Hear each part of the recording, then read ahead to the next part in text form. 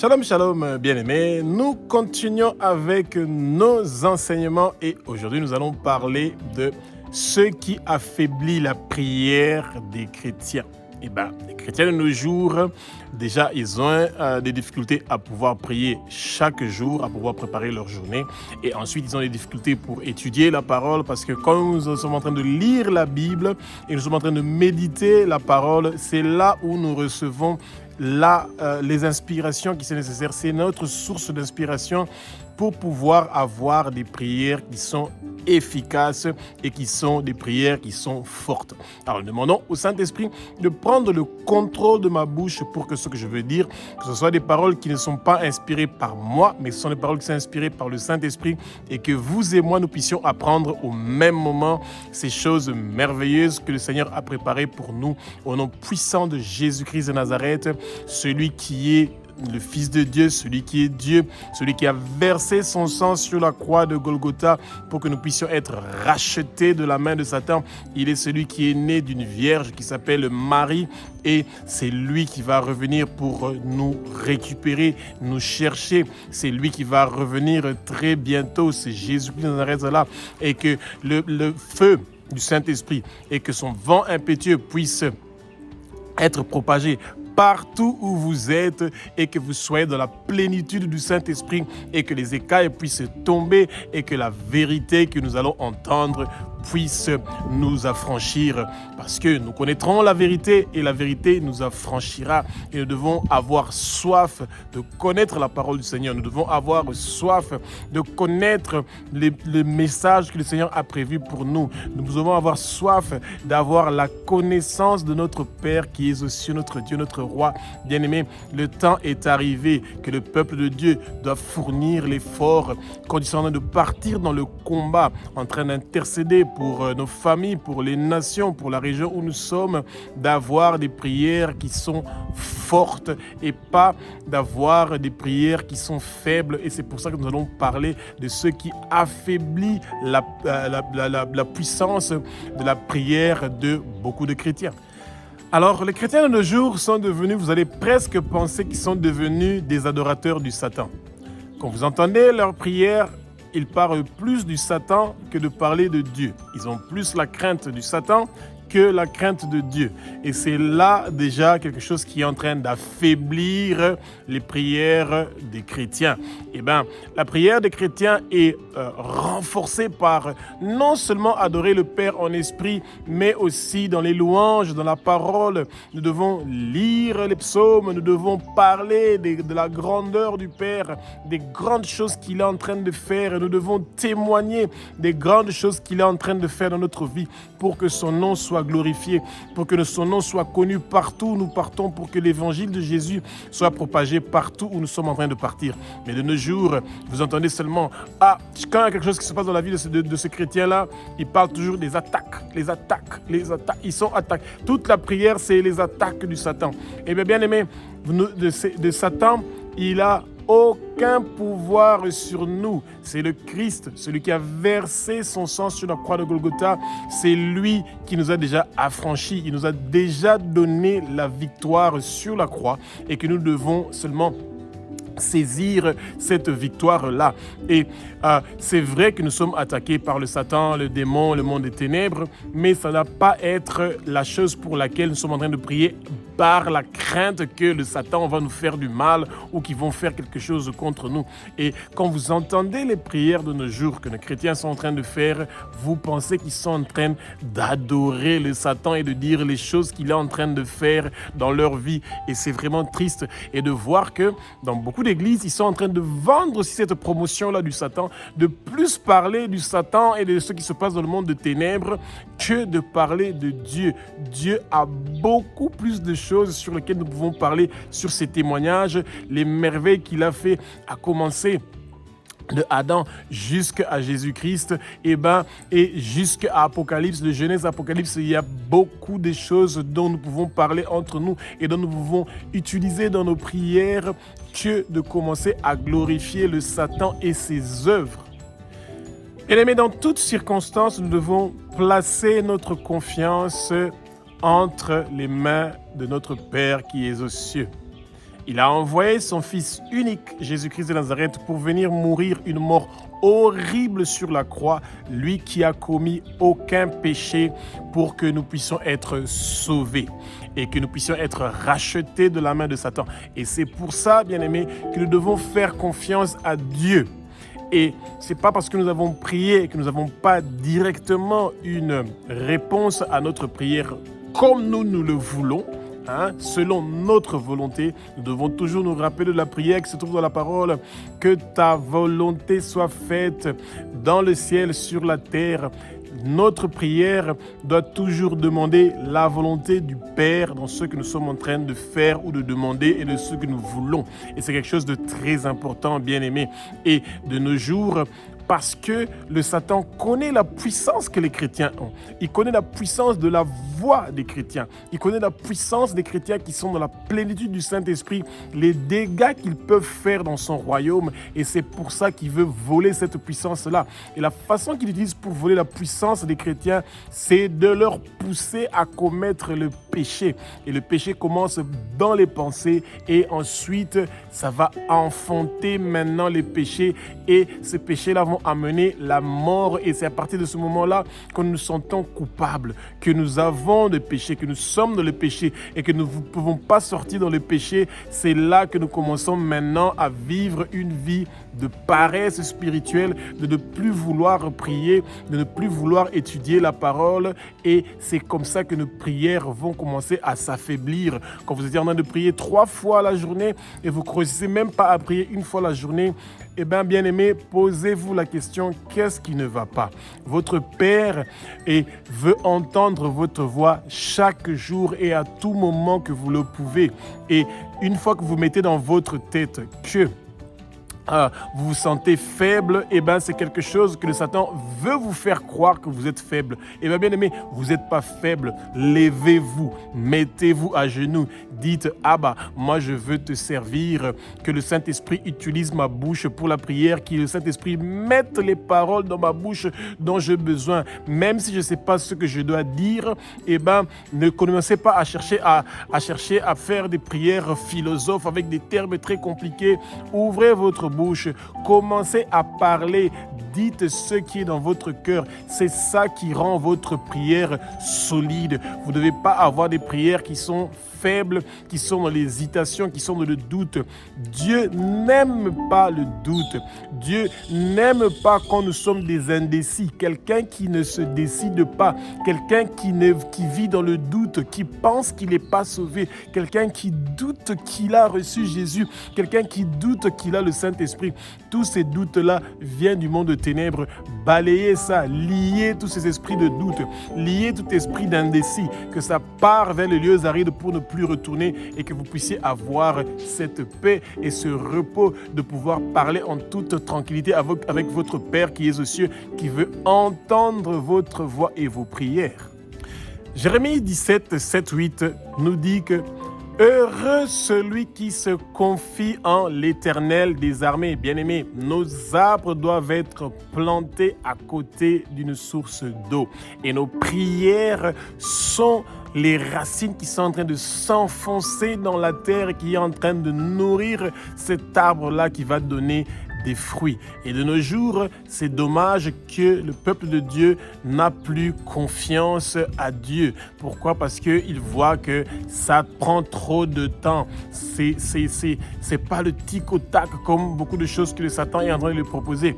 Quand il demande de percer dans la vie, il demande la prospérité, il demande des choses. Le Seigneur veut vous préparer à savoir gérer ces choses-là que vous êtes en train de demander. Si vous le recevez avec une grande vitesse, sans avoir fourni des efforts de savoir comment faire pour garder ces dons-là, pour garder ces possessions-là et ces biens, vous allez avoir un souci dans votre vie. Le Satan, quand les gens partent visiter les marabouts et les féticheurs, etc., les sorciers, il les donne rapidement ce dont ils ont besoin, mais ils ne savent pas les conditions, c'est lesquelles. Pourquoi? Parce qu'il vous donne quelque chose avec la main gauche et il récupère quelque chose avec la main droite.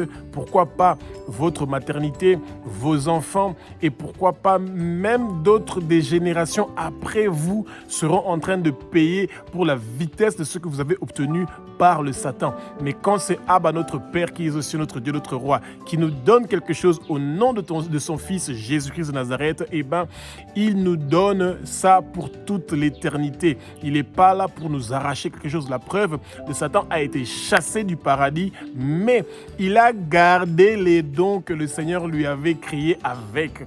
Et c'est pour ça que vous voyez que même dans beaucoup des églises, vous voyez un pasteur qui vit dans le péché, il a plusieurs femmes, des concubines dans l'église, il couche avec les sœurs de la chorale, etc. Mais il impose ses mains, des miracles se font. Et ben oui, des fois, il continue à faire des prodiges et des miracles au sein de l'église, mais déjà, ils sont perdus.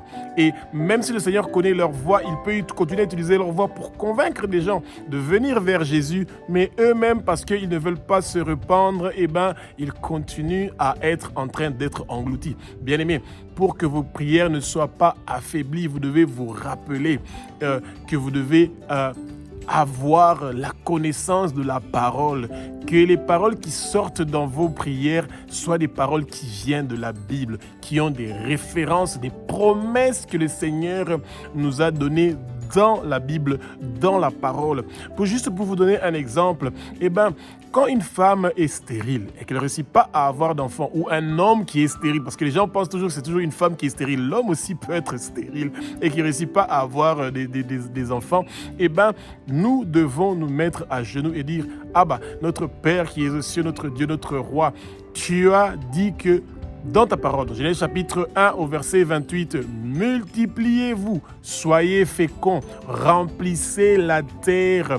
Eh bien, vous devez rappeler le Seigneur les promesses qu'il a faites dans sa parole. Et c'est un Père qui est fidèle et juste. Et quand vous lui rappelez ses promesses, quand vous lui rappelez ses paroles qu'il a dit dans la Bible, eh bien, il est prêt à son temps de se rappeler de vous et de vous bénir à son temps et pas de vous bénir à votre temps. Alors, ce qui affaiblit la prière de beaucoup de chrétiens, c'est ce qu'on appelle les prières charnelles, au lieu de faire des prières spirituelles. Les prières charnelles, c'est des prières qui sont en train de donner des ordres à Dieu, des choses qu'il doit vous donner, dont vous avez besoin sur terre. Et donc, ça veut dire que vous n'avez pas besoin de la volonté de Dieu, et ben, vous avez seulement besoin de pouvoir faire votre volonté et de faire les choses comme vous le voulez. Et c'est pour ça que vous voyez que de nos jours, les jeunes ne veulent plus partir à l'école pour étudier et ils pensent que quand vous avez des connexions avec quelqu'un qui travaille dans le gouvernement, quelqu'un qui est dans la politique, qui est haut placé, et ben, il suffit seulement de coucher avec lui et puis vous pouvez avoir une position qui est élevée, etc. Et donc, le monde est maintenant avec des réseaux, il faut avoir les connexions, les contacts. Même dans les églises, on parle de ça. Il faut avoir des contacts, il faut avoir des connexions. La seule personne que nous devons avoir le contact avec, c'est Jésus-Christ de Nazareth. Et il envoie le Saint-Esprit pour pouvoir faire ce dont nous avons besoin dans notre vie et nous devons demander pour cela. Celui qui demande quelque chose au Père, eh ben, notre Père, qui est un Dieu qui est juste et qui est fidèle, nous donne ce que nous demandons à son temps. Et nous ne devons pas forcer les choses. Et quand nous sommes en train de forcer les choses, c'est ça qui est en train d'affaiblir notre prière. Mais bien aimé, quand vous voulez absolument avoir quelque chose de Dieu, ne vous fatiguez pas à arrêter de continuer à lui rappeler. Je dis bien le terme de rappeler. Et vous lui rappelez cette promesse qu'il a dit dans sa parole concernant la chose que vous êtes en train de demander.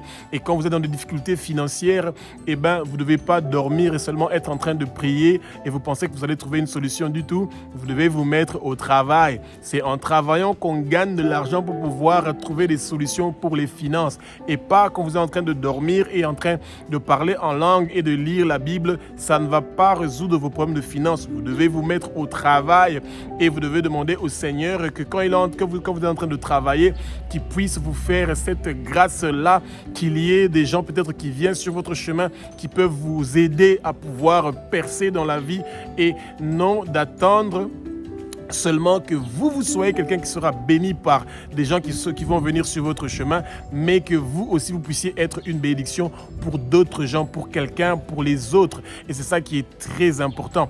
Et les prières que nous faisons, c'est des prières qui sont spirituelles, des prières qui demandent les choses d'en haut, les dons, de mener une vie chrétienne dans la sanctification et non seulement d'avoir une vie paisible avec beaucoup de finances et de facilité dans la vie de tous les jours et de pouvoir céder au désir de notre chair. Non, nous devons chercher les choses d'en haut et non les choses d'en bas. Des fois, nous connaissons la sécheresse. La sécheresse, ce sont les moments où nous traversons des épreuves. Et par rapport à la facilité qu'on voit d'autres avec des belles voitures, des grandes maisons, et surtout avec les réseaux sociaux où, quand vous regardez les émissions, on est en train de parler des richesses, des gens qui sont riches et qu'ils sont des businessmen, ou etc., des businesswomen et tout ce que vous voulez, des sportifs qui sont riches avec leurs belles voitures, etc., etc. Les gens commencent à envier ces gens-là sans savoir ce qu'ils sont en train de faire. Bien aimé, il y a beaucoup de gens qui ont déjà vendu leur âme au Satan pour pouvoir avoir la richesse et la facilité et qu'ils ne veulent plus le travail. Et quand vous êtes en train de demander les choses du monde, et c'est ces choses-là qui sont en train d'affaiblir votre prière. Une prière ne doit pas être basée sur l'envie que vous avez, la jalousie que vous avez envers des autres qui sont en train de percer. Peu importe de la façon qu'ils sont en train de percer, vous n'êtes pas concerné par la façon qu'eux ils sont en train de faire pour pouvoir percer dans la vie. Vous devez demander la volonté du Seigneur, ce qu'il veut pour vous et qui vous révèle les choses qui sont cachées dans votre vie, qui peut-être vous empêchent de pouvoir percer, être élevé en dignité et de pouvoir réussir. Bien aimé, c'est très important que quand vous êtes en train de traverser des épreuves et que vous voyez que vous avez des obstacles, des barrières, des choses qui ne marchent pas dans votre vie, eh bien, levez-vous dans la prière. Surtout, ne soyez pas découragés. Continuez à vous battre, continuez à prier, continuez à méditer la parole, continuez à demander au Seigneur de vous révéler qu'est-ce qui ne va pas pour que vous puissiez demander avec ferveur que les portes qui s'étaient fermées, que ces portes-là puissent s'ouvrir. Et c'est très important que nous puissions continuer à demander que les portes qui étaient fermées par le monde de ténèbres, eh bien que ces portes-là s'ouvrent et que nous puissions percer dans la vie parce que nous avons droit à cela, nous avons droit à la paix, nous avons droit au repos. Ce qui affaiblit aussi la prière de beaucoup de chrétiens, eh ben, c'est parce que les chrétiens ne prient pas pour demain. Ils ne prient pas pour les avertissements que le Seigneur est en train de leur parler. Des fois, vous avez rêvé, vous avez fait des cauchemars la nuit, vous avez rêvé de quelque chose que le Seigneur vous a déjà averti des choses qui vont se passer pour demain et vous ne priez pas pour ça. Et vous allez toujours sentir que votre corps devient lourd et que vous sentez une certaine lourdeur, que vous ne réussissez pas à prier. Eh bien, c'est parce que vous avez rêvé de quelque chose, vous avez eu des pensées qui sont négatives, qui vous ont affaibli et que vous avez cédé à ces caprices-là de votre corps, eh bien, nous devons continuer à prier en tout temps. Quand nous sommes dans la joie, quand nous sommes dans la sécheresse ou la tristesse, nous devons continuer à prier. C'est quelque chose que nous continuons à faire, peu importe les circonstances que nous sommes en train de traverser. Nous continuons avec la prière. Nous continuons à étudier la parole. Espérons que nous avons appris quelque chose sur ce qui affaiblit la prière des chrétiens.